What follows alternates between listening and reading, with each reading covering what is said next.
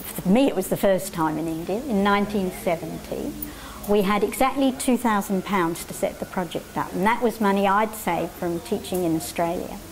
And the idea was that we would build this new brick kiln, and it would generate enough income that we could live on that and use it to start the project work.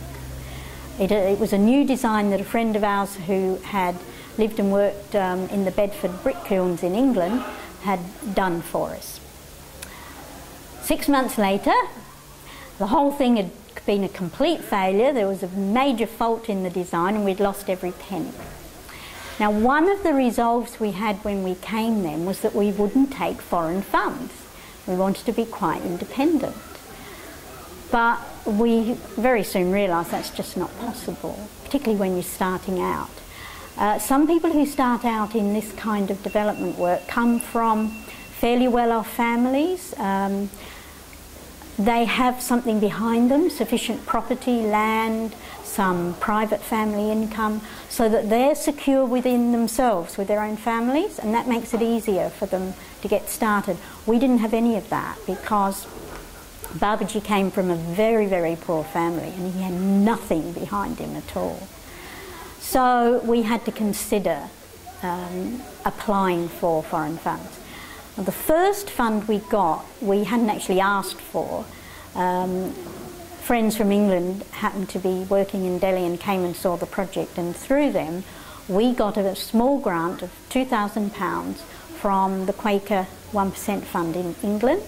With that we built 2 rooms and started a junior high school, which was popular from the beginning. We got plenty of students straight away because there wasn't one anywhere in the villages here. Then, about a year later, because that didn't bring any income, we decided to apply to the Australian Freedom from Hunger campaign. And we thought because it was Australian and I'm Australian, that might just help us with the application. And they awarded us a 3-year grant, which was to be channeled through the Indian Freedom from Hunger campaign, which is based in Delhi. And that was our first experience of a large-scale funder. Now, over the years since then, 35 years, we've had small donors and large donors. And we've had a very wide experience of both. And what we've found is that the small donors are brilliant. I mean, we love working with them. They take a personal interest, but that's what it is, a genuine personal interest. There's no suspicion of, is the money going into your pocket or is it going into what I gave it for? There's none of that. Sometimes they'll come out for a visit. Like recently, one of our old committee members donated money for an eye camp, came out and saw the whole thing through from start to finish and loved it. He's gone back inspired to raise more money. Last year we had an unexpected donation which was just enough to run another eye camp.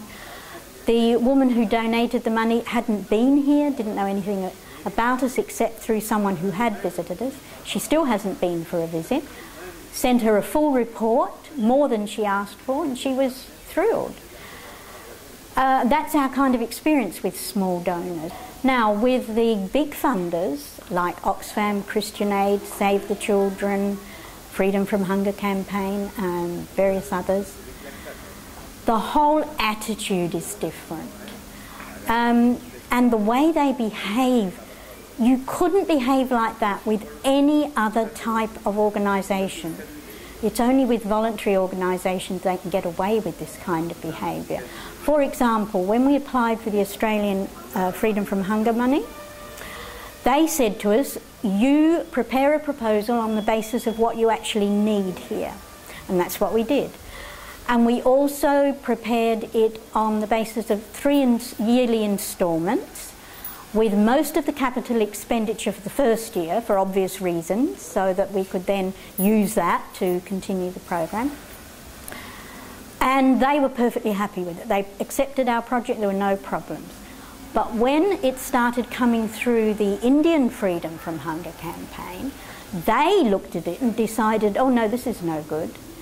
They completely changed the instalment plan and broke it up further, which meant that in the first year we couldn't buy the capital equipment we needed, without which we couldn't run the second year. So the whole program was disturbed. Some elements of it failed, and only for this reason. Now, when they did this, they didn't consult us. They didn't even consult the Australian Freedom from Hunger campaign. They just did it themselves. And the reason? Well, they never tell you the reason. Oh yes, and there was another element. We had included training as part of the proposal, because our experience had told us that if you don't provide training to your workers, they're going to work in the same old ways they always have, that haven't benefited the poor in any way. You have to provide practical grassroots training. So we had included that in. The Indian Freedom from Hunger campaign just took it out and refused to release the funds unless we took that out of the proposal. And of course, again, it messed up the whole proposal, because we knew we needed that training. I wouldn't say that all the major donors are like that, but the vast majority are. One major donor we had an excellent experience with was the old European Union, before it became the EEC. When it was the EU, it was much smaller, and in those days, early 1980s, it was quite accessible to anybody. The grant was approved. It was a 3-year grant with yearly reports, which were very easy to submit because the format was sensible, and we had no problems with that grant at all. We didn't in fact spend all the money, because when you apply for a project, all your financial proposals are estimates. They have to be, obviously. And we were able to continue using that money for another 2 years. So in fact 5 years in all, and that was a huge benefit. That really got the project going properly.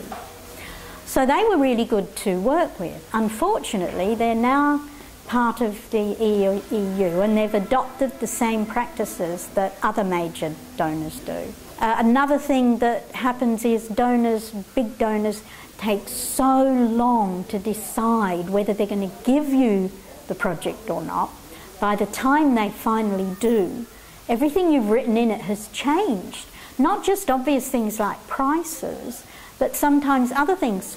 Like, say your project was based on the sugarcane industry, which a few years ago was probably the most flourishing industry here locally, and all the farmers were growing sugarcane. Now, because the government opened up the market to other countries, the local sugarcane industry has completely collapsed. It's really in the doldrums. There are closed sugar plants and factories now everywhere. So if you'd prepared your proposal on that, and then it took a couple of years to come through, the whole industry had changed in the meantime, your proposal was then no longer appropriate.